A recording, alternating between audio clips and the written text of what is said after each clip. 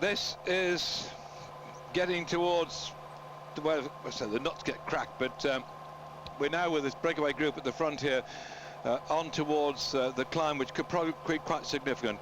Just let's pick up again the breakaway riders in this group at the front. The last time check was over 3 minutes, and on the front there, the riders from Panaria, who would have thought that today they'd have been there, but they've done just that. Then they've gone out the front, and they're causing enormous damage behind because they're quite good climbers indeed. We're just watching the two of them on the front at the moment and driving hard there.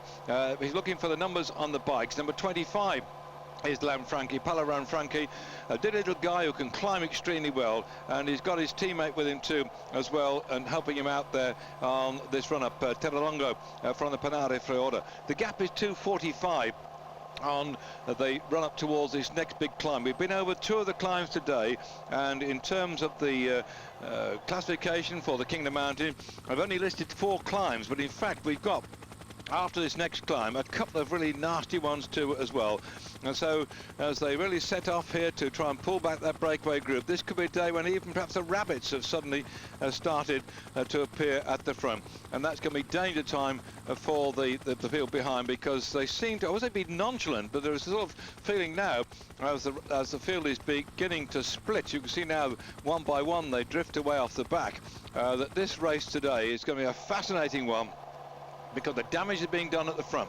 Our breakaway group, I will go down here, as there, the green jersey at the back, you can see Freddy Gonzalez, his team director sportive, is coming up and handing up bottles to the man who's also with him, because there are 2 riders here from the Columbia Sellitalia team. Number 38, you see, doing the job there, Iliano from Italy.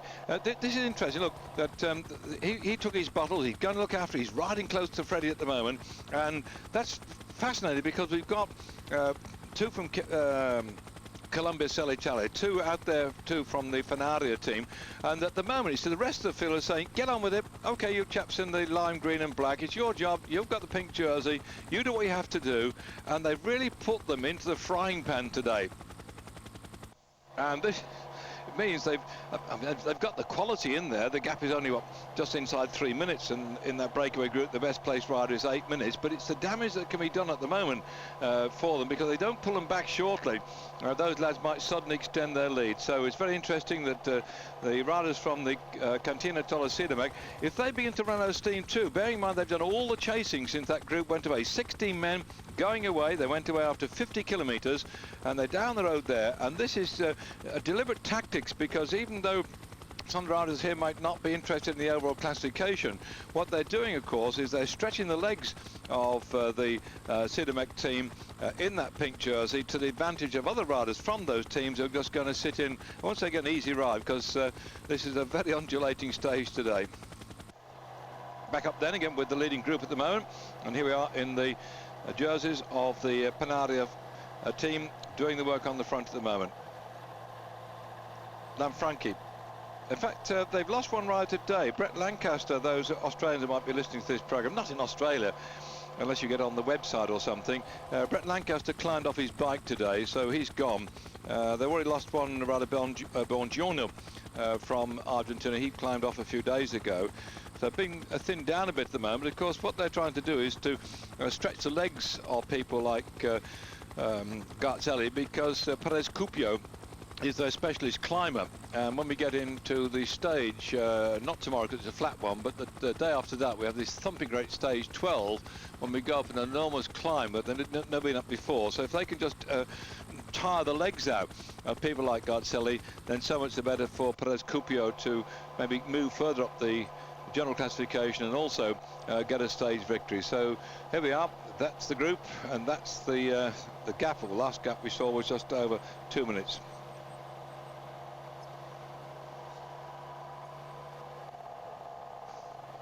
Well, one other rundown on these riders here supporting the pink jersey from the Vini Calvarodo Sidamak team, and they're working hard at the front. They're getting a bit thin on the ground now, but Andreotti, Alpolino, Balducci, Cielo, Garzelli, who's in a pink jersey, Garozzo, Masson, Mazzolini and Zampieri, those are the riders that started out in this the Tour of Italy, the 86th version, to look after this man now in the pink jersey.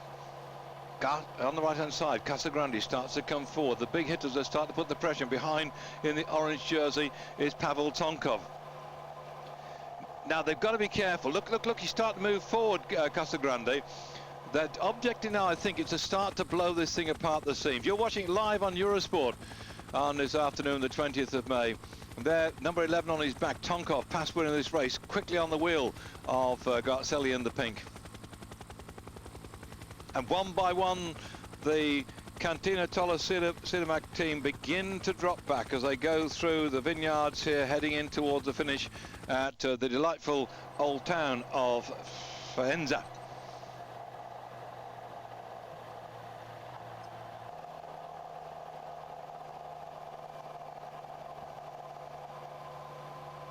And this is the group of 16 riders who are doing the damage. One or two begin to drift off the back and having a few problems here to hang on toward the front end of this. You can see on your screen there Grichenko from the Lambo Credit Colnago team, the Ukrainian, just hanging on for a bit. Look at that for a climb.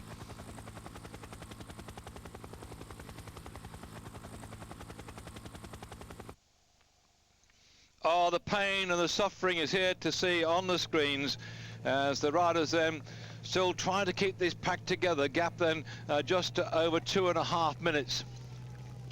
They've been racing as they go into this stage today. Total distance of 1,600 kilometers in all. That is what, just on 1,000 miles since we set off just over a week ago. 1,000 miles of racing. We had one rest day, or so-called rest day, when the race came up from Sicily up to Naples to restart the next stage. So they've been coming. How many of you people back at home, says he, put your hands up, have driven your motor car 1,000 miles in just these last 10 days, eh? Now, these boys here have done it their bikes, and the average speed coming to the stage today of the race was 39.228 kilometers an hour, and 40 kilometers an hour is 25 miles an hour. It just gives you an understanding of the fitness and the courage, the determination that these riders have to take part in their sport. And looking here too on the right hand side, just under Eurosport Live, if you look down there, another yellowish jersey, but it's got blue bits on it. That's Pantani moving forward, one of his teammates round about him. So we're beginning to get the little pressure being put on the pink jersey. They're not actually attacking him yet. They're just saying, oh, we're here, we're here. Oh, this is good. Look, the Cantina Tolla boys are beginning to drop out. They had to do the chasing. They had to do the work at the front. And now they're paying the toll. I don't think this is going to be the one when the contenders for the crown on the right-hand side, Casagrande, who got, by the way, slung off the race last year. If you watched our early part of coverage here, you may remember that Nado's got himself slung off yet of fisticuffs. Also, Casagrande got thrown off the race because it was felt that he had actually pushed a rider out of the way on one of the climbs, like you're seeing here. And it was, I don't think it was actually from the judges, but I think somebody in the spectators complained about it, and so in the end he was slung off the race.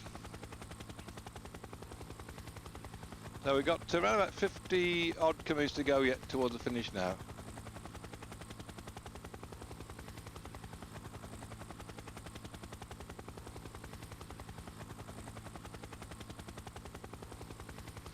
Well, Cipollini's gone off the back. The information we're getting here is that, as we'd expect, he's in all sorts of troubles, and his whole ambition now is to stay with the race, to get inside the tunnel, which he should do, by the way, because once it comes down in towards the finish, then we could, I think, see him certainly getting in towards the finish of the stage, no problem at all. But now the numbers out there looking after Casagrande, after Garzelli, are thinning down. Our leading group still out the front, still quite compact, still 16 of them.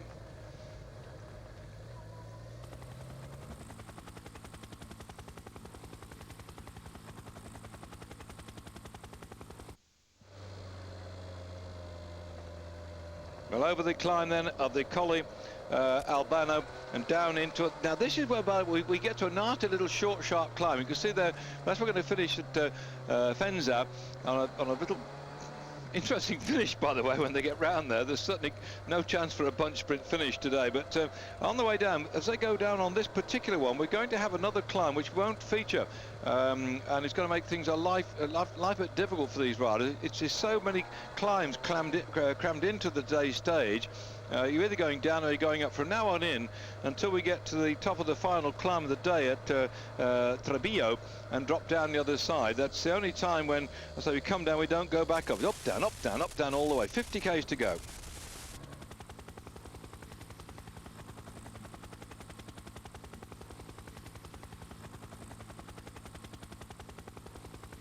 And the pink jersey can be under threat.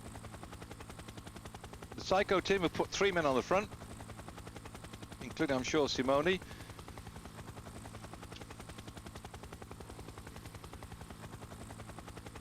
Casagrande is there. Then there's the pink jersey. Yes, it looks now that the attack is going to come, because we're going through the 50-kilometre mark of the race, and we're then going to have, say, over the top of this climb, we've got some more nasty little climbs yet to come, and certainly, as far as these riders are concerned, it's going to be every man for himself. I think teamwork has been done so far, but the next 50k may be very interesting. They're on the climb, here we come.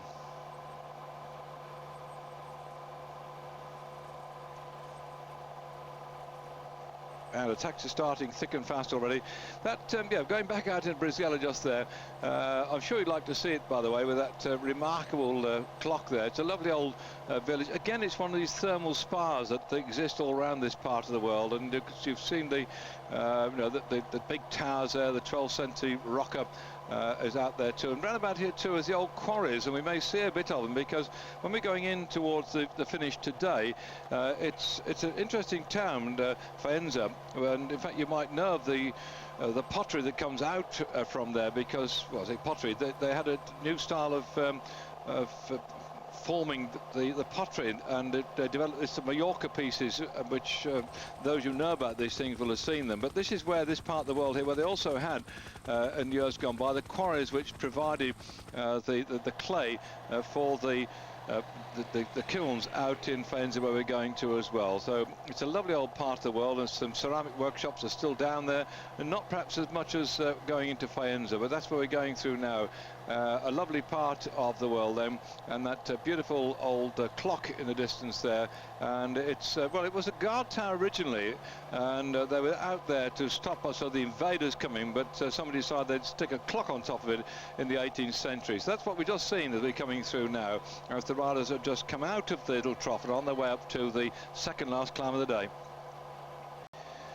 The 16 men who've been setting the pace throughout this race so far, surviving as they go up, and the whole field will be tackling a climb which is not on the list of the Kingdom Mountain climbs today. Amazingly, we've got so many climbs on the course today. They're up or down, very much in the centre, when you can't actually do more than just get a quick drink in it. This is our little breakaway group at the moment. So as we're getting now with about 40 kilometres to go, 25 miles, as a tifosi here on the side of the road, just so enthusiastic about their sport, cheering on these riders who've been away right since early on in the race. A breakaway group then of 16 riders were well entrenched after 50 kilometres, and that is what you're looking at on your screen now. These 16 riders who have, representing something like about some 13 different teams, they are causing a few problems for the main field behind. These are the riders on the front.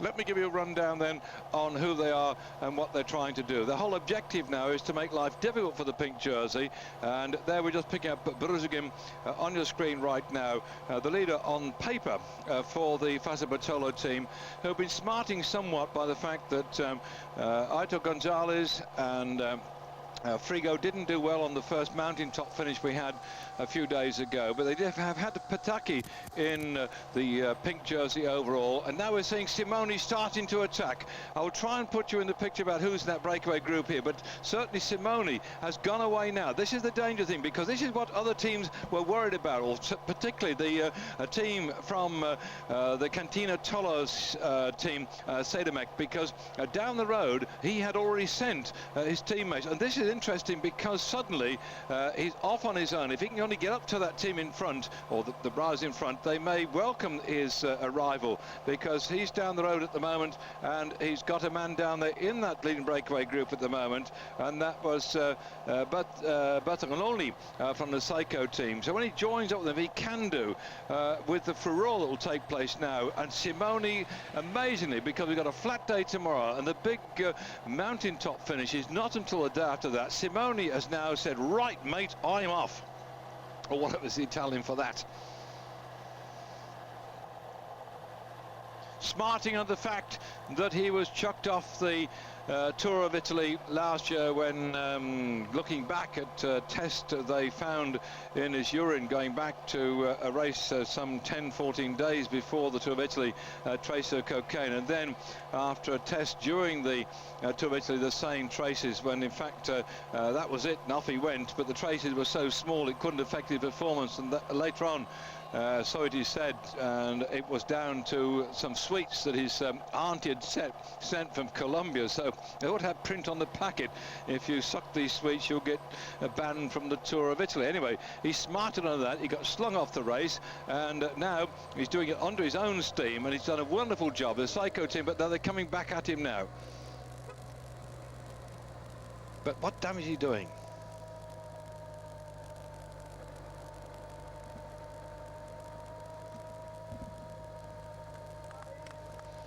This is the front end of the course, by the way. Now we're going back up to his teammate. Funny enough, his teammate at the front is driving hard, and Simone is trying to come across. Obviously, he hasn't got a radio linking him back to his team manager, because I'd have thought by now he'd been told to ease back a bit and wait and pick up Simone on his way through. Harbison just here for the Factor team. That's the same team as Julian Wynne from South Wales, and Magnus Baxter, who is one of Welsh's own people too. Let's see, here we are. One at the front's driving hard. I'm against, and many people are against, the radar communication that enables information to go forward. And you look down here, and there is he's done. That sometimes you think it sort of distorts the way in which people could be entrepreneurs and go and race hard and do something just because they feel like it. But right now, somehow, I do think that the fact that Simone is trying to get up there to the front group and his teammate is raging off the front and stretching the legs a bit, normally I'd have thought they'd drop back and help him because he's coming up. So on his own at the moment, then Gilberto Simone is trying to close that gap, and the main field, I'm not sure they're not that too bothered about at the moment. They're just grinding their way up here, because as we go to the top of this climb, it ain't over yet, because as we go down off this climb, we've got another one at the Monte Trebbio, and really, as Simone is going here, it's quite surprising. I think he's hoping, because he's quite a good descender, but if he gets over the top of the Casale and down, we've only got something like about 6 kilometres descending before we go back up again towards the Monte Trebbio, and at the top of that and down the other side. So in reality, he's taken a bit of a risk, I think, here, and the team from Garcelli is still in I'll say profusion. There are a couple of guys out here to help him, so that's fascinating. Now that Simone said, right, let's have pistols at dawn, and what's it, well, afternoon now, 3 British Eurosport time. And so we're seeing a race here, not in the big mountains, not when you see the people grinding their way up on these enormous climbs, but one of those intermediate stages where often a race can take a different form.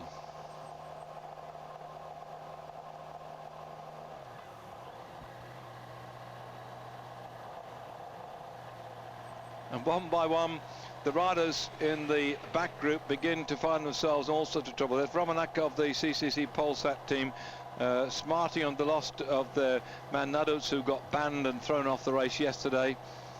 following that pushing and shoving in the finishing sprint. What a day we had yesterday. Because this race shortly will erupt, as we're seeing Simone here on what looks like a very special bike, by the way. I haven't had a chance to look at that before. He's been marked out by one of the riders from the... Oh, no, in fact, I think he's come back. I think what he's doing now... Well, I'm trying to pick up all the... That is one of the riders who were in the original break have suddenly blown a gasket. That's one of Freddie Gonzalez's teammates, so he's lost one. And so they're coming back now as much as going forward. And the gaps are opening up.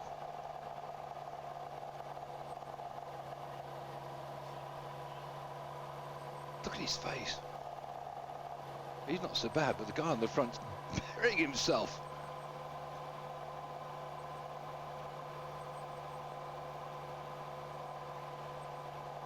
Such confidence. This is a gift from God, whatever God it might be. We all have different gods, but there's only one God. Sometimes somebody back down there, all the eyes have been upon Cipollini the last few days and his success in this, and then suddenly a new element comes into the Tour of Italy, and we're watching it here on the screen.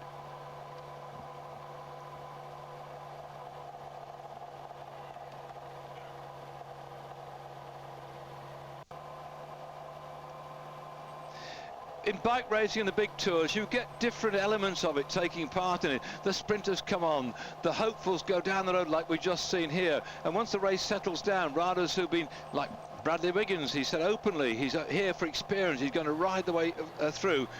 We'll wait till the whole thing settles down and the gaps open up so much that you can go down the road and the team say, okay, let that lot go because they're no great threat. But suddenly you see it in the intermediate part of the race like this, on a stage which is known to be hard, but who would have thought we would see one man on his own now trying to destroy the pink jersey.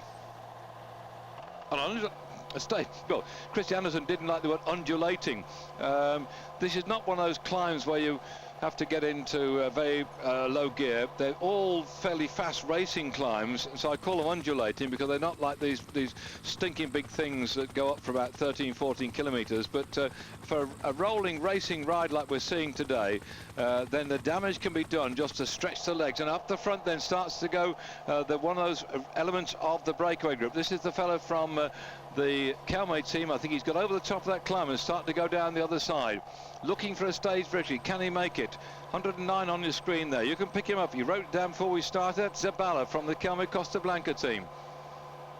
He's off. There he goes, looking back. Goodbye.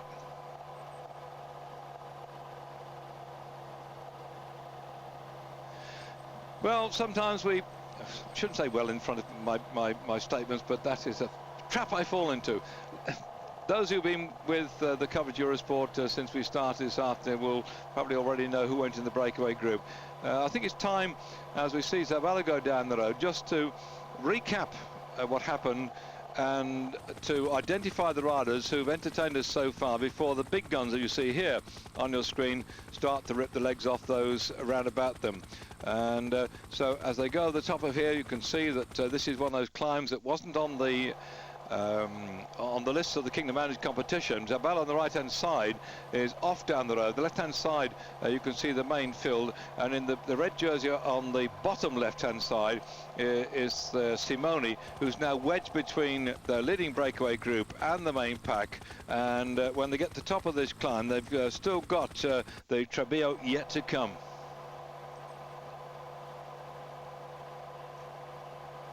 Simone desperately trying to get away and cause trouble. Well, there are a few dribs and drabs of the breakaway group in front of him that set up this morning after a very fast start. 40-kilometer racing inside the first hour. That's 25 miles an hour. And after 50 kilometers, 16 riders went ahead. So you concentrate upon Simone. I'll put you in the picture about what has happened going into here so far. At least name the people who are just down the road in front of them, because I think they've really had a go today, and they've made life very difficult for the pink jersey there lying third back in the string coming along here. In that breakaway group, this this morning, Lungi was away in that break, and together with two of the riders from the Panaria Fuodo team, and that was Frankie, and in there too with him was his teammate Terralengo.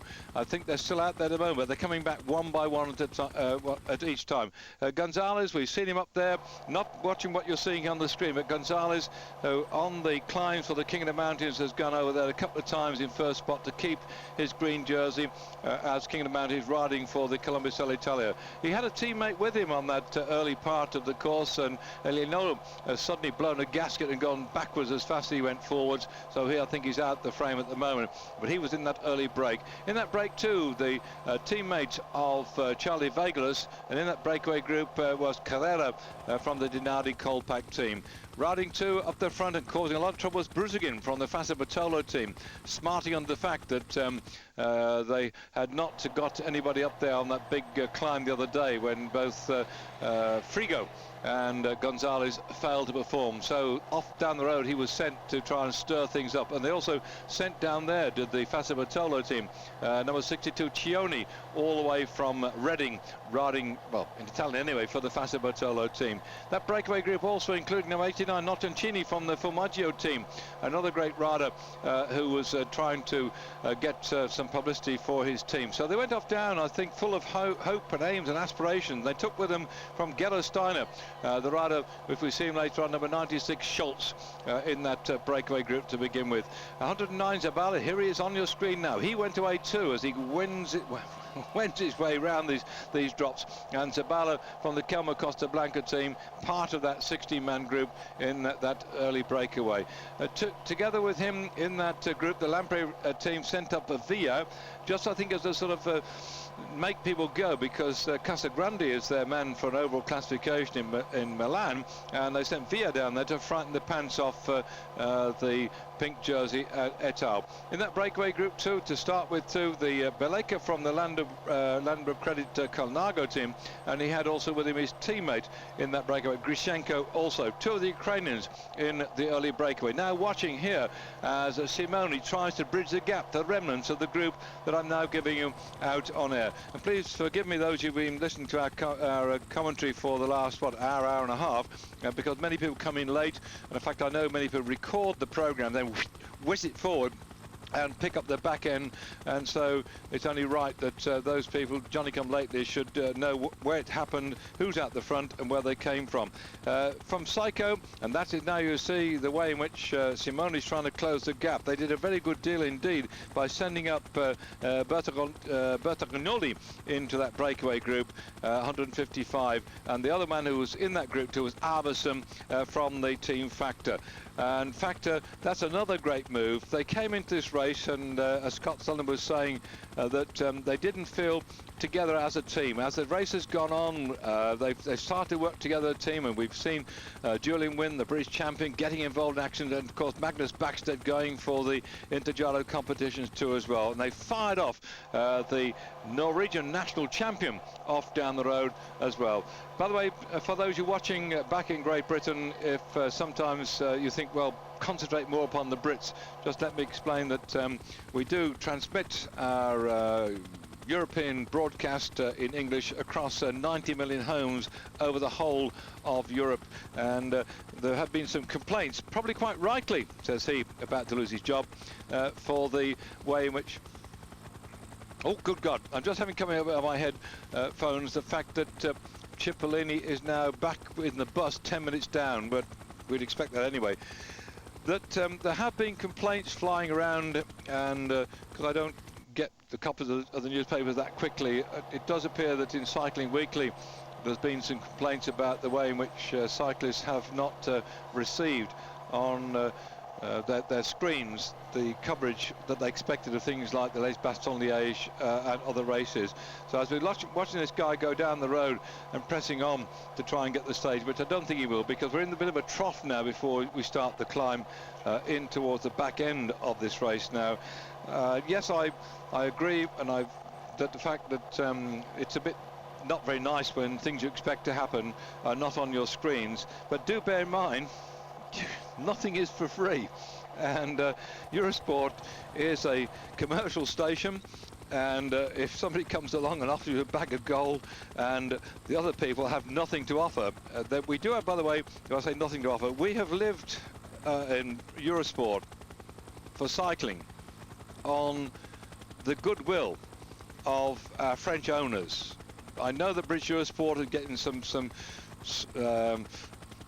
abrasive comments about what's happening, but do bear in mind this station is, after 15 years, it's the 15th year, is still here bringing you cycling, and it's not because the money we whoops bang down. Oh, we've lost one. Oh, I'm sorry I'm lecturing down here, but before we get to the end, I just thought I'd like to put this in because it's Charlie Vegas has gone down now, and that's for British viewers.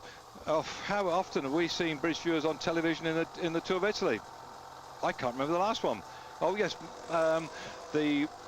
whoops, there goes Charlie. It was the ill-fated McCartney team, Lyndon McCartney team, in which Matt Stevens did a great job by also falling off. But Charlie's made a good stuff. He'll get back. And unfortunately, the first time we see Charlie on our screens is when he falls off. He's in trouble. He's a great guy. Look how thin and slim he is. He's a damn good climber. And his objective was to look after Honchar coming into the stage today. And if Honchar eventually failed, and Charlie, who's lying 24th in general classification, would have been allowed a certain amount of freedom, like this fellow is here for the Calme team, to go for a stage victory or to move up in the top 20. And Charlie's just had the misfortune to fall off. And what is it? I forget what day of the week it is now. It's certainly the 20th of May, a very significant date. I remember that one rather well, at least my mother and father do.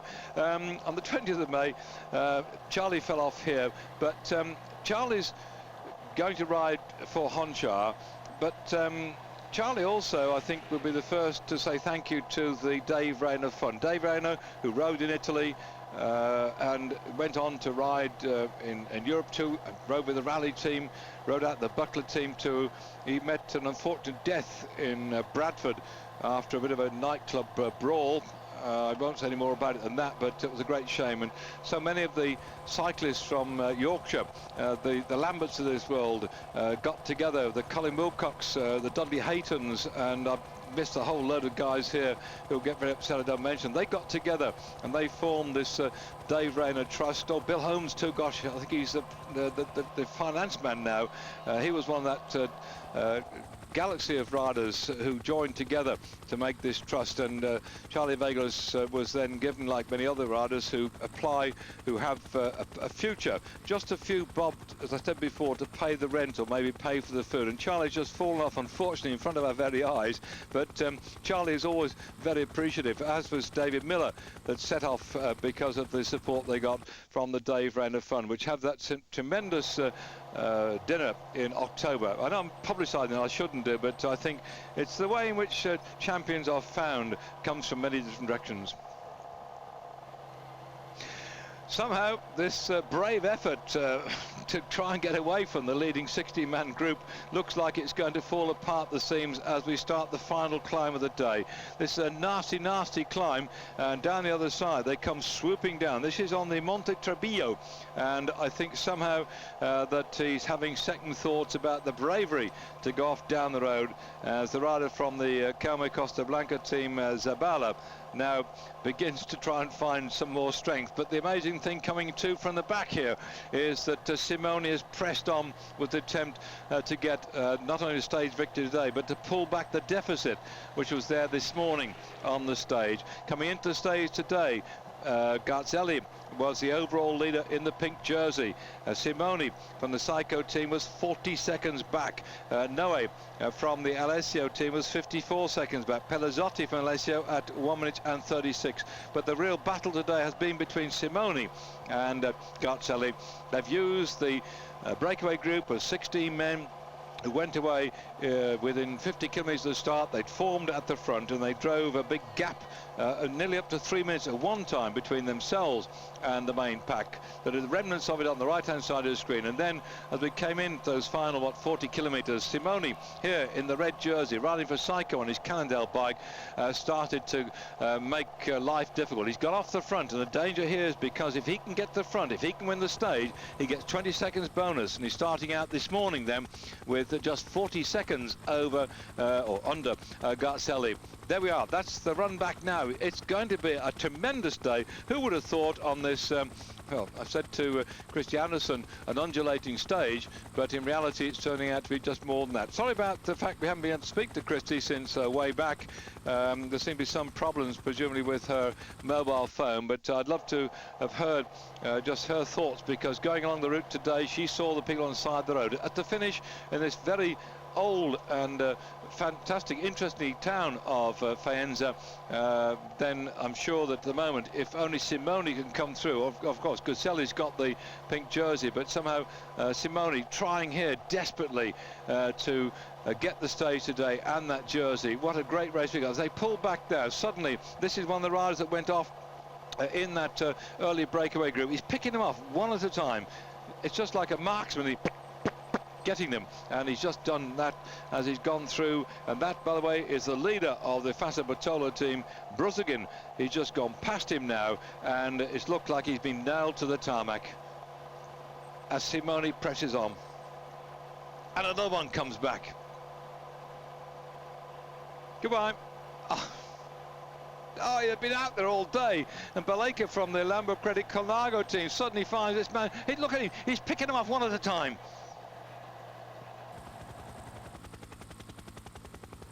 They went down the road inside those first 50 kilometres. That breakaway group was 16, and suddenly they're being pulled back, not by a swarming group of the main peloton, as suddenly Simone goes past Freddy Gonzalez, the leader on the Kingdom House competition.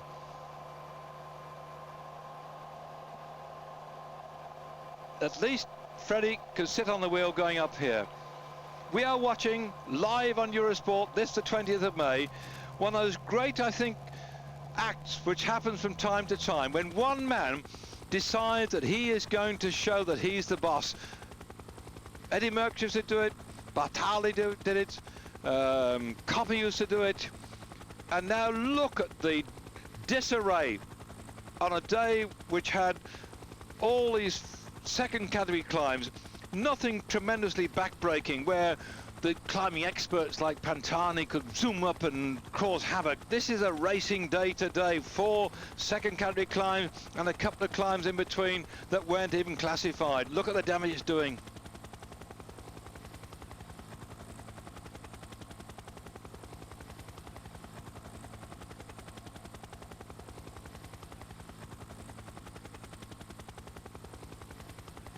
On these small back roads, curving round in toward the finish at Faenza.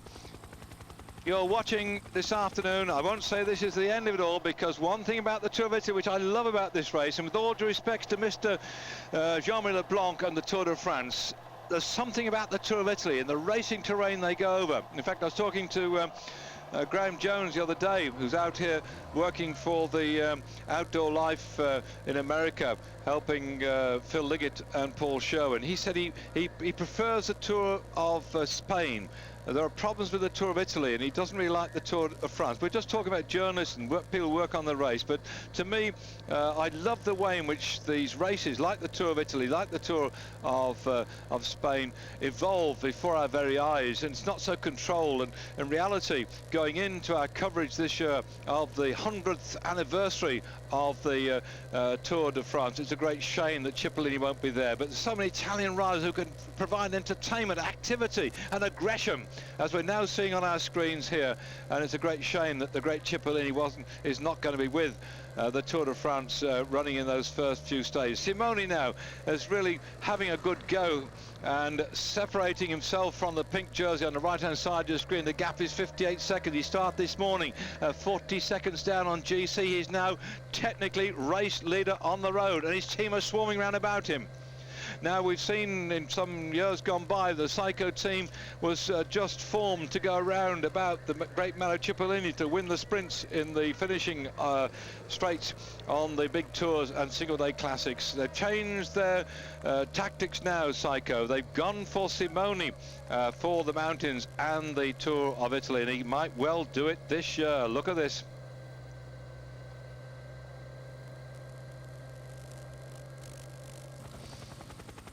That's obviously history being made, but to see the way in which Simone has grabbed this race by the scruff of the neck on this stage when we've had these 4 second-graded climbs, and his last final climb of the day over the Trebillo, this could really break the thing apart as Casagrande starts to go. When they go to the top of here, there's a long run down towards the finish. They've got a tremendous swooping descent. Depends who's got the guts and determination to go down the other side, and Casagrande I think is quite skilled, but Simone to me is probably the better defender. Oh, sorry, better descender. They're everywhere. They're all over the place.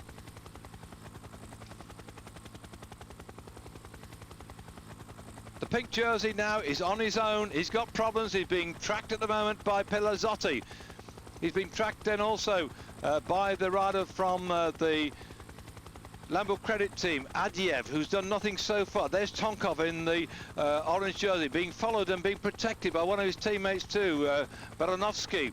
So one Russian, one Pole, riding for CC Polsat. They're now starting to form themselves. This is a battle between the Psycho team down the road and the others who are now, I won't say taking a bit of a draft to sit in the wheels, but they want to see how it evolved before their very eyes as the race then gets to this very critical point before we drop down the other side. Figueredo Panaria just moving up there too as well.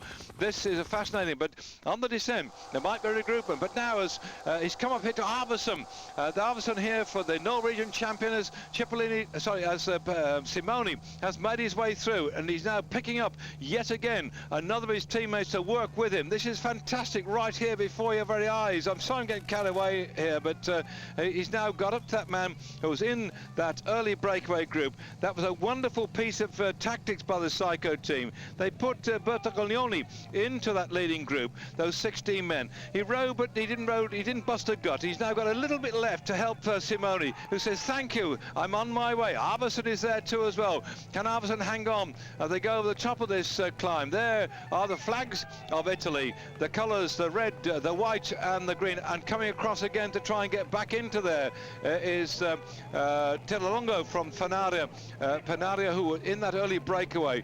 This is the last climb of the day, and Simone has laid down the gauntlet.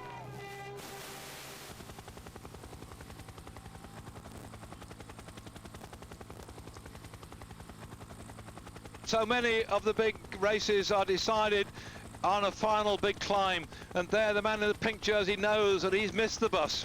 Well, the bus is further back, the bus which they call the group of cyclists who've been racing so far on the flatter stages, the Cipolinis this world, the Patakas, the McEwens, and the rest of the Serradas and so on who've been out there entertaining us for their sprinting. We're now into a different dimension. It's like a big book, isn't it? You open it up and you see a bit here. Who done it? We don't know until we get to Milan who's going to be the overall winner. It's like a great book, and it opens up. Little things happen here, little things happen there, and it's happening now that the climbs are starting to come through. The sprinters further back down there will just ride in and try and stay inside the time limit. As a specialist when it comes to riding up and down mountains over 3 weeks of racing, are now about to start to sort it out. We've already had one finish up at Terminino when Garzelli got that one. Simone was second. Noe was third. That was an interesting day, but right now I think that as you're looking back, I think perhaps Simone thinks now they're going to come back at me, but somehow he's made them all sit up and take notice.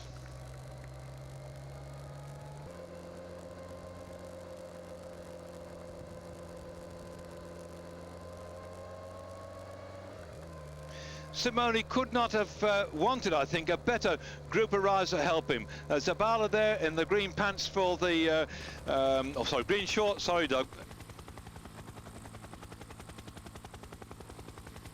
Pelazzotti in, Noe, Tonkov,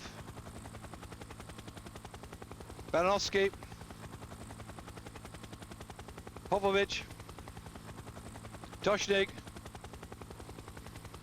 Concha, Sabauskas, there in that group you just saw going down the climb, or down the descent right now, trying to get up to this group here.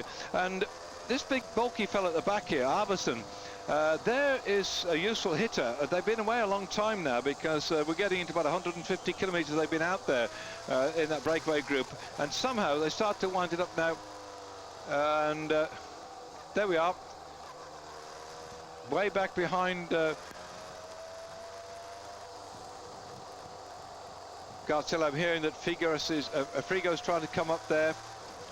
Can't hear about Casagrande at the moment. We're getting information coming out of headphones about who's in the chase group. But this is interesting here now because they're over this Trebillo thing. Once they're coming down the other side, we've got this long run into the finish, and Simone's had the other fellow in red there has been with him. Not the one just here, that's Arvidsson with the red pants, but up there is one of his teammates who went away early, within first 50 kilometres of the start.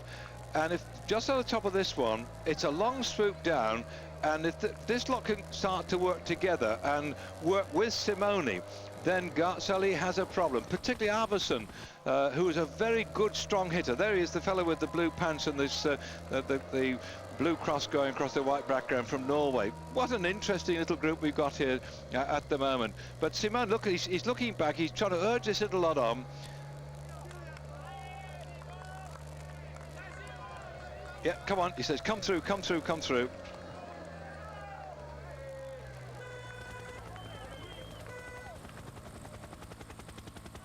I think that's, they didn't give the fact that Casagrande was there, but I think Casagrande is still there. So just get over the top of this one, lads, and then it's oh, what a chase we're going to have going down to the finish.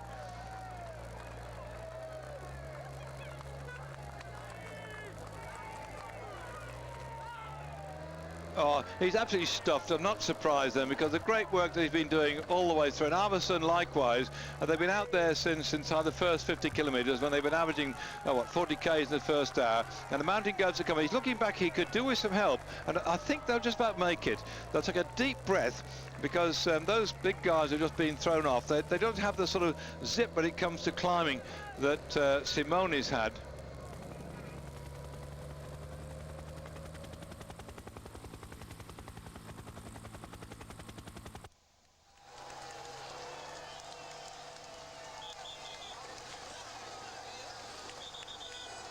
Tonkov still hanging on in there. He's not the most courageous chap. Bruce is going to drop back in that second group as they go over the top here. I think he'll just stay in the wheels and let Garcelle do the work. Oops, I forgot to press my button sometimes. Oh dear. Now then, time to get the watch out, because looking on the finishing gantry, there is a clock up there which shows the gap back to certain riders, but it doesn't always split between the, it can't do, obviously split between the various contenders for the crown. So in reality now, as they didn't even put the times up there, and my fault, slap on wrist for not getting my watch going, the gap back between Simone and Garcelle as they come down the other side. So it's time to dig in one's bags and get out the watches, because again, going to the fact the gantry will show the finishing time and it will show the time seconds back, but it's not so much, let's say that Simone doesn't win and he finishes in second spot. I understand, Christie, we're having problems with the telephone back to you at the moment, but it's a cracking day's racing so far. Any news from there? Yes, actually there is quite a bit of news. After coming down well, up and down the last climb, I'm not even sure the name of it, but it was unbelievably windy, and it's a perfect day for Garcelle and Eddie Mussolini to actually work together and to be able to hold off Simone. Now, I haven't had a look at a screen yet because we just arrived at the finish. The course was so technical today that it took us literally hours to get here. But it has been a really good day, and I just wanted to make a couple comments about yesterday's finish as well. There were a couple of people that you didn't see in the sprint finish yesterday, and that was Graham Brown and Jimmy Kaspers. And Jimmy Kaspers punctured with 10 kilometers to go, and Graham apparently was just behind the crash in the last kilometer. So anything can really happen right up to the finish line, and I think this finish is going to be incredibly contested. Well, you're not seeing the pictures we're seeing, Christie, but it's been a fascinating day today, and thanks for your comments, because they're now going down this descent, and they're actually putting their feet out like speedway riders, and I'm sure that strong wind you're talking about, but you saw, we didn't manage to see that, is going to have its effect on the descent down here, so we could be in for a rather difficult finish. So, Christie, come on, stick your neck out. I mean, you can't see what we're seeing right now, but what about the chance of Simone, who's been out there at the moment, giving 7 bells to Garzelli, of getting the pink jersey today? Would you put your neck out? I think Simone's going to get it. What do you think? I actually think this course suits a rider like Garzelli much better than it suits Simone. Simone is a fantastic climber, but I think he's really going to wait until the big real mountains before he goes. I mean, we're looking at a man that weighs about 54 kilos, if that, and he's just looking so lean. I actually had a few words with him last night at dinner, and he is confident, and he said really the only person he's nervous about is Garzelli, and he certainly wasn't planning an attack today to take the jersey. I mean, he's basically going to try to minimize the harm that Garzelli can do to him. And like I said, it's a perfectly suited course for Garzelli and Eddie Mussolini to work together across the top of that last climb. It is just howling.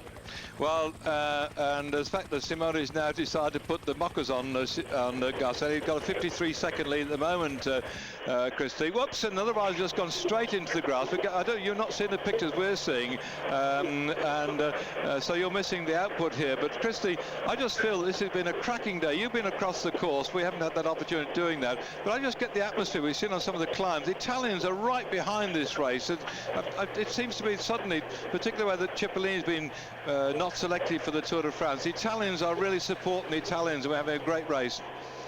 Oh yeah, all of Tuscany is out to see it. I can tell you everyone's here.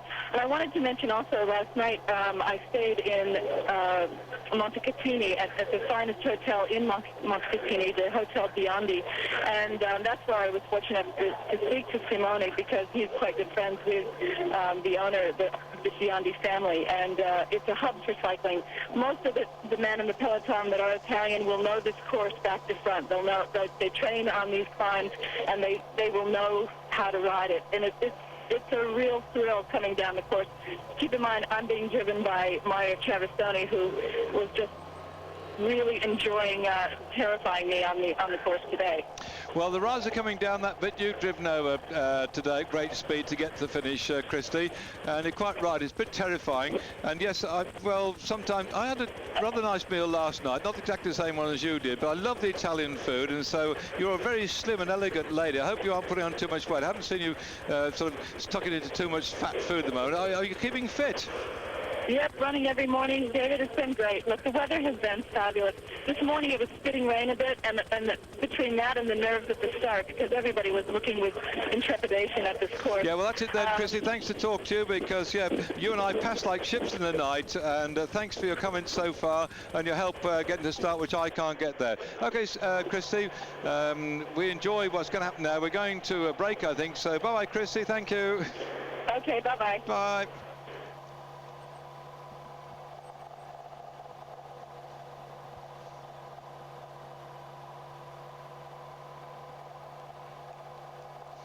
This breakaway group dropping down here, and those who've been listening to our live broadcast will have connected with the fact that really the thing is in a very delicate situation, and we might see a change, because there's Simone, Bertagloni, Avison and Talongo going down off the final climb of the day, which, as Christie Anderson, those who've been listening to our coverage, has described quite rightly, is pretty horrendous. The trouble is that those of us on our commentary point, we can't ever do everything. It's nice to pull in Christie, who can get close like she did yesterday, staying in the same hotel as Simone, to get his point of view. Well, he didn't think that he was going to do anything today, as he said to Christie Anderson, but certainly he's done just that. He romped away on the not a climb which was classified as a second category climb of the Casale, and that broke the elastic between himself and the man in the pink jersey, Garzelli. He came down the other side into Trebillos, picked up now one of his teammates has been away for something like about 150 kilometers. There you can see 155, was buried himself to get back, but this man on the front at the moment, Simoni, is just doing all the work, but getting back up to him too are a couple of big hitters there, apart from his own teammate. Arvidsson likewise, I think, can add just a bit of help, and as they go through here on the run down in towards the finish. They've also got with them a man who's probably got a bit more of a lightweight. I think probably he's got to rely upon the Arvidssons of this world as Simoni starts to go, because still in that group on the front, the remnants of the early breakaway group, as our cameras go backwards. Well, we had two of the riders from the Panaria team out there to begin with, and they went away, say, inside the first 50 kilometres of the race, and they set themselves up there, Lanfranchi together with Telelongo, and now can they help Simoni? Are they interested in helping Simoni, or they're just going for riders? Behind the groups begin to form, and there you can see the pink jersey on this descent as one by one riders come from behind, and they're now starting to set themselves up for the finish today. Garzelli has now lost his teammates to a large extent as Casagrande takes over the driving. Casagrande is prepared to work, not very much for Garzelli, but Casagrande coming into stage this morning was down 3 minutes and 21 seconds on general classification. His objective now is to get rid of some of those riders who haven't quite got into this breakaway group. Oh, sorry, chase group. There they are. And Casagrande driving hard. Looking back, Tonkov in the orange jersey.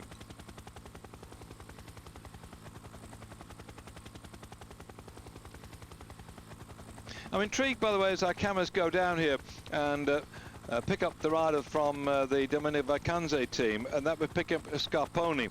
And without wanting to get my head chopped off by the Tour de France organisation, they did not take Cipollini on board on the basis they didn't think he would get throughout the whole of the race. Cipollini did say in the early part of this year that he would want to take his jersey as the world champion all the way to the finish in Paris, and would like to have won the final stage in Paris. And so, because they felt that he hadn't done enough at the beginning part this year, the Tour de France organisation decided they would not select Cipollini, the world champion, and his team, because he might not get the finish. He said he would. He had early on said that was his objective, but they disregarded that, and they put him 3 French teams and one very nice little team. I think they're going to entertain the race in the Pyrenees, the Escatel or Escadie team. So I just keep sort of stirring the soup at the moment.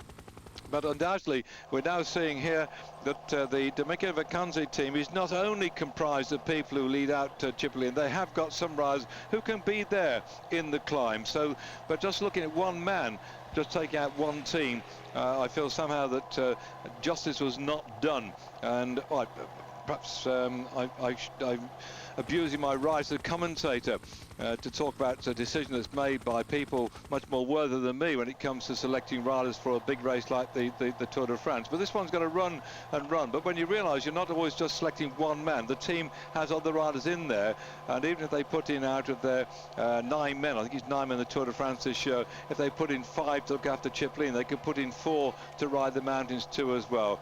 And there again, if one looks at the number of riders in the race anyway, why not reduce the numbers and say, right, we're not having 9, we're going to have 8, and then it'll give you 20 or 22 extra places on the race, and you can go to 23 teams, not 20. There's no law which says you must have 20 teams, 21 teams, 19 teams, as we've got in this tour now, 19 teams, 170 rides. No law says how many you can have. And of course the Tour de France have booked the hotel accommodations and everything else for X number of bodies going round, so they fixed that. But it wouldn't be too difficult to reduce the number of teams contests from, say, 9 to 8 or something, because the world champion, in my opinion, should ride the greatest race in the world. But that's much for discussion. It's been thundering round the Tour of Italy, everywhere else too as well, and I've not yet heard from any of my contacts I've got on this tour at the moment who said that they don't think that justice was done. So with all due respects to typically one of the team cars has got itself stuck in the gutter, well, we can't change things, we can't lobby things to be changed. I just think it's a great shame that Cipollini now, on the day that he scored 42 victories in the Tour of Italy and broke the record of Binder, that he had the bad news, he wasn't riding the Tour de France. And by the way, they're coming down here now. You can see if anybody falls off, because the thing will sort of reform itself at the bottom. You know who's in the lead if you've been with me for the last 2.5 hours or so. You know what's going on, you know who they are. If I go off at a bit of a tangent here, do bear with me as they're whizzing down here, because nothing much will change provided they don't fall off. As they're settling down towards the bottom of this race, oops, Pantani, well, that's something I didn't expect to see. Well, he's a bit of a nutter when it comes to descending and going down the other side.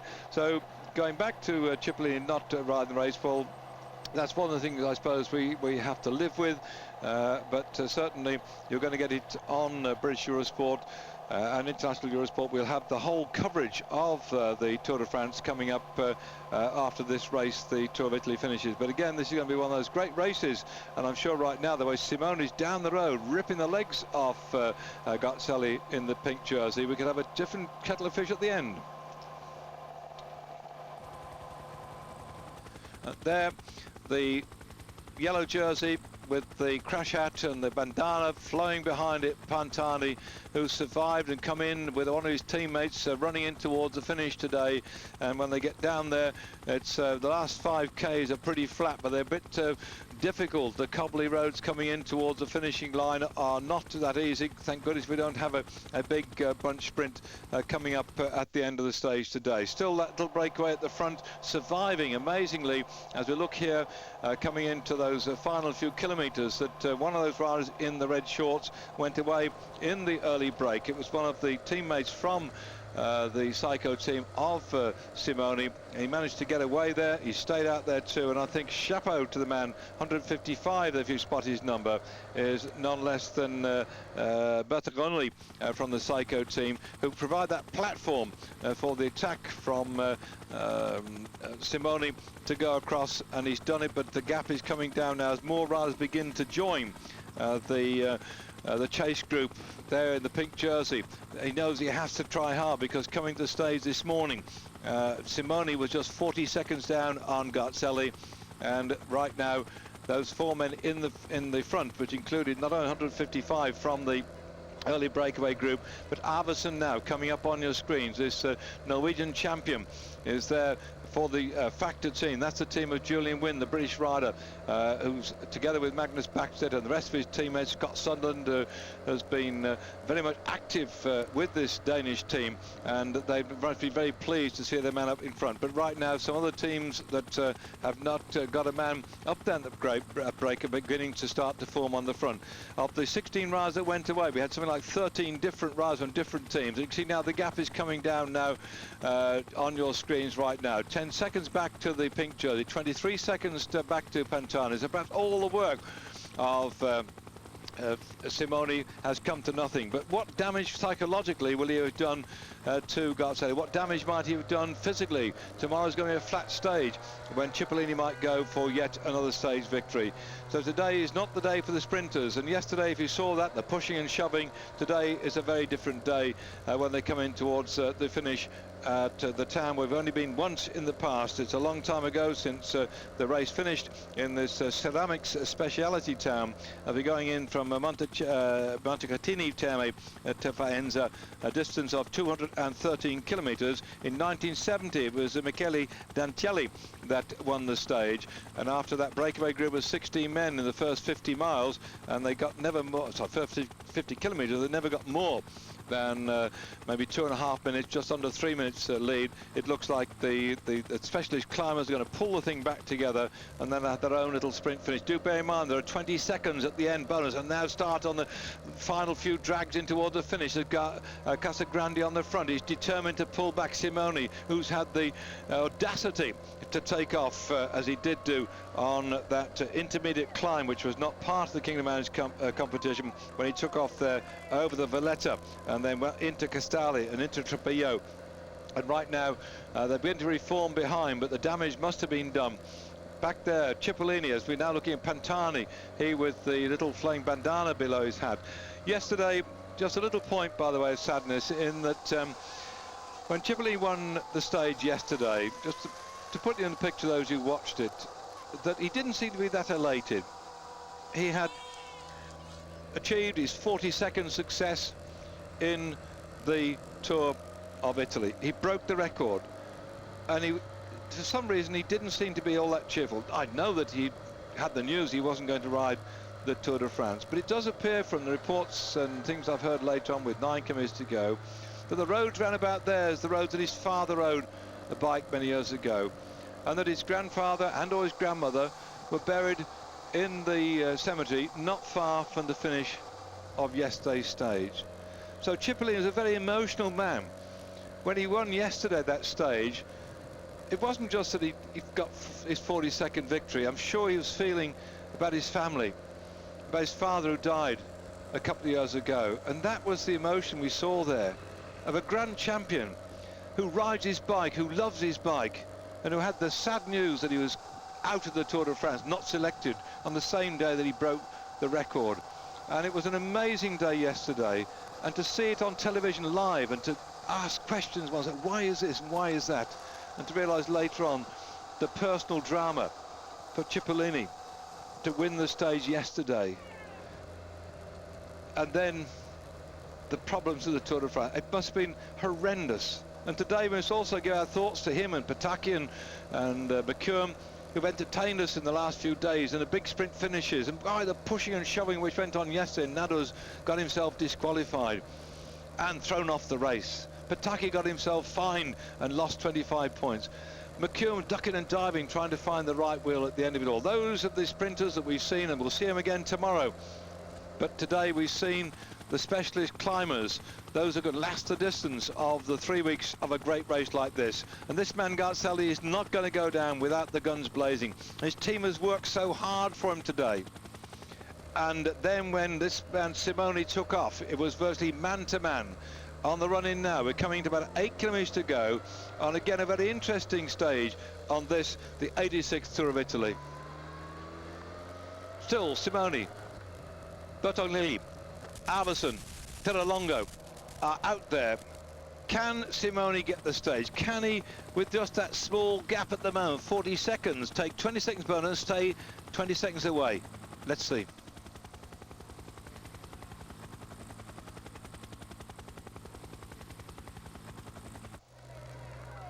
These are our 4 riders desperately trying to hang on to that small lead that they have got. At one time, 2 of the riders in this breakaway group had a lead of 3 minutes. That was not anyway material to the overall results, which may change today, if only that gap there, as here comes Garzelli, 40 seconds down on Simoni. He knows that he has to get in there and close that gap down. There are 4 men in front, and the time bonuses when they go across the line at the end of this one are 20 seconds for first and 12 seconds for second and 8 seconds for third. So if they don't catch the 4 riders, the bonuses have gone.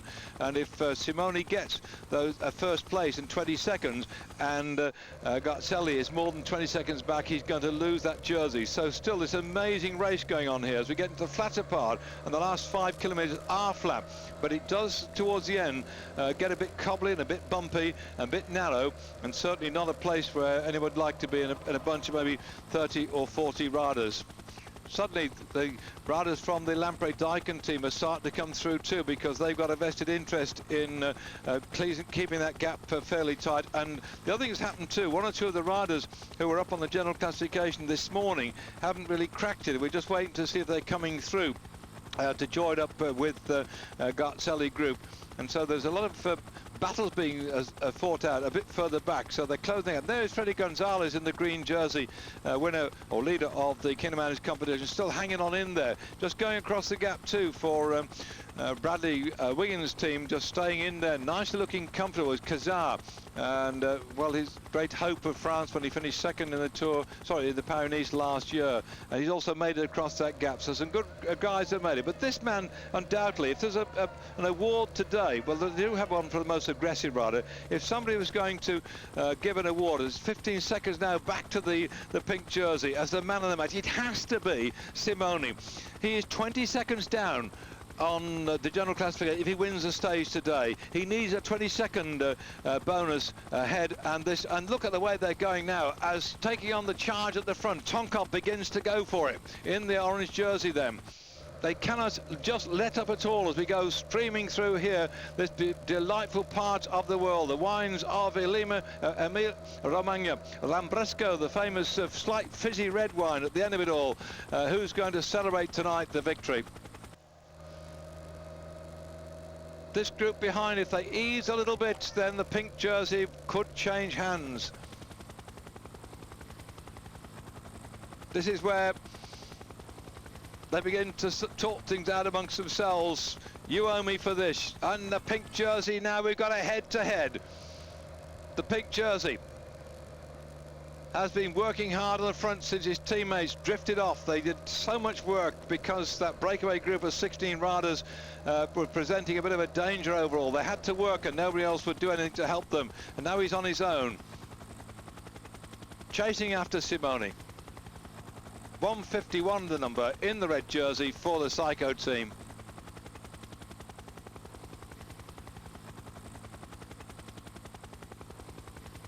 For the riders in that group with Simoni, could be the chance of getting a stage victory. For Simoni, could be the chance of taking the pink jersey. He's just absolutely done everything possible. There he is on your screen now on the right-hand side. Past winner of this race. In fact, we've got two champions battling it out, aided and abetted by a few riders round about them. Another grand champion coming through too and getting into the back of this little fray on the slight right hand side of your screen there. Pantani, winner of the Tour of Italy in 1998. In this group too, in the orange jersey wearing 11, is Pavel Tonkov, winner of the Tour of Italy in 1996. Garzelli won the Tour of Italy in the year 2000. Simoni won it in 2001. We've got these champions, particularly now Garzelli and Simoni are trying to settle it here on a head-to-head.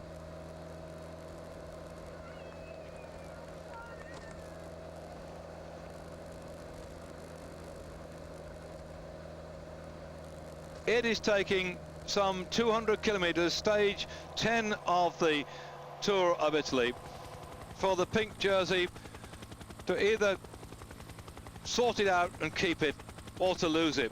And we're only halfway through this race. In the orange jerseys, disappointment when Nados got slung off for the fisticuffs of yesterday. But now down there, Tonkov has got Baranovsky with him, the Russian and the Pole from the CSC Polsat team, a team we don't often see on Eurosport. In fact, I think it's the first time we've seen them. But my goodness, they're having a go now because they've got to keep Tonkov in the frame. Coming into the stage today, Pavel Tonkov, past winner of this race, wants to do damage he can do because he's lying in 6th spot at the moment, just there, 1 minute and 47 seconds down on Garzelli. It's not that he can do damage to Garzelli today, but he wants to pull back that man in the red jersey, 151, Simoni.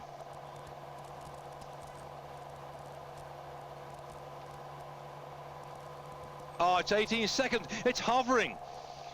They need 20 plus seconds and Simoni to win, to take the pink jersey.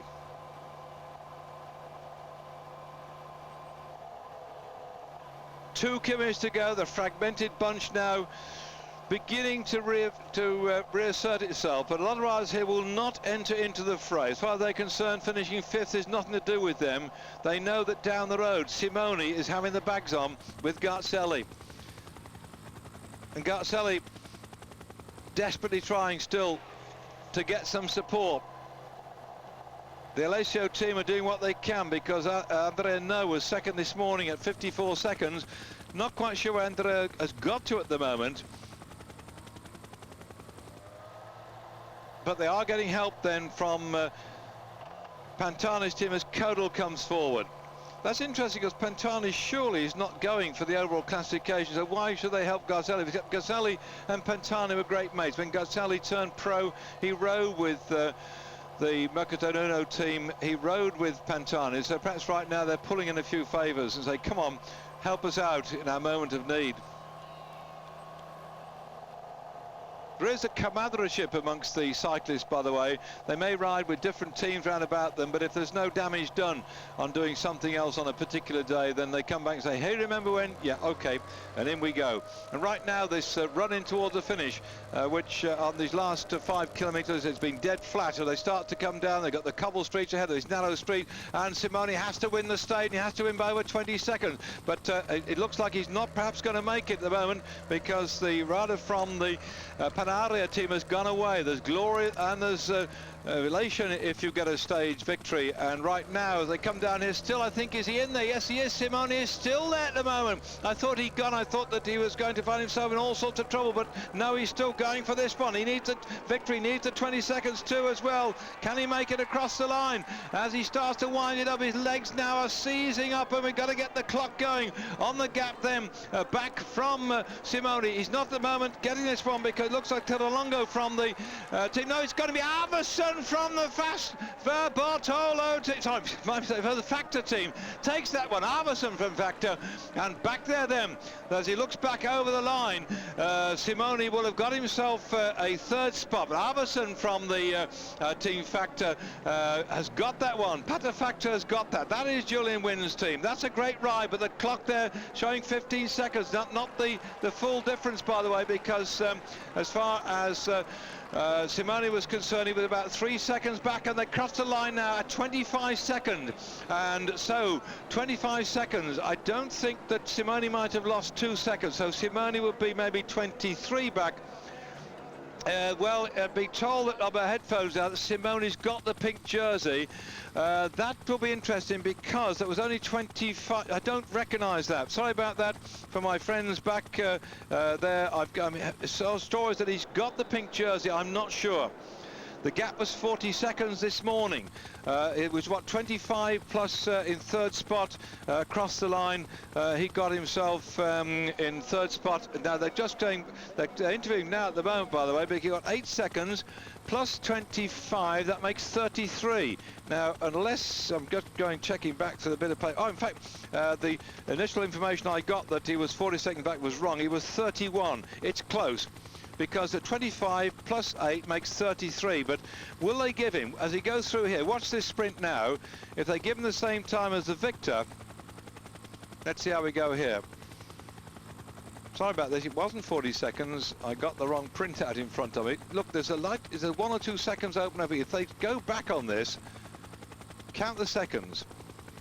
Interesting, Arvidsson goes across the line in first place, gets 20 seconds bonus, and bang, and 1 and 2. There must be nearly 2 seconds between them. And it was 25. We need to just check that. Yes, they're saying he's got it, but it's so close, because my mistake, it was 31 seconds. I had 2 bits of paper. One says 40 seconds. Means you can't always trust the things you get off the internet, but as Gazzetta dello Sport, the information I was giving, the official one this morning was 31. Looks like it might have gone. So 25 plus 8 is 33. If they don't discredit the little gap back, because the gaps are opening up, then certainly Simone's got it, but it's only by a gnat's whisker. I'll wait for the verdict to come on. One thing about today's technology is that it can be, by virtue of those little devices on the back chainstays of the bicycles, it can pick up the riders going across the line absolutely spot on. It comes up on the computer, and not only that, today, although we do get photo finishes when they come down, and there's still a photo finish he's running here as Arvidsson gets the stage victory, they actually have also the computer photo finish system will print out the riders in colour too, in case one has difficulty picking up the numbers. So here we got lots of guys in red or orange.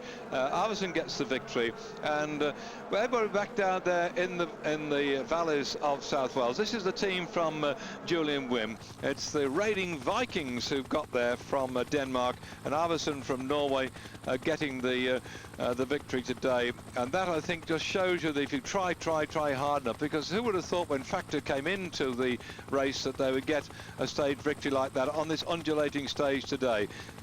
Well, undulating. I think Christie Anderson didn't like my word undulating, but it was hard, but it wasn't one of those back-breaking things. And there we are. See, now Simone, they're giving him 1 second back, right? So 1 plus, I think it was 20, going back down 26 to the next group. Add 8 bonus, that's 9, and 26 and 9, that was 35. Yeah, by about 2 seconds off the top of my head. Yes. Oh, gosh, as I work it out in my thick little skull here, where the old grey cells are getting a bit too old, by 2 seconds it is. Do I get the rest of the day off? Can I go and enjoy my birthday with celebrations tonight? Oh, let the cat out of the bag. And talk about the cats then, again, thanks to the cats cards and things which I've got on this day, which again has been very exciting for us all watching it on Eurosport. Thanks for your company too, as we watch Arvidsson take the stage victory, and just behind him there in the 3rd spot, but overall in the pink jersey is Simone. Fantastic.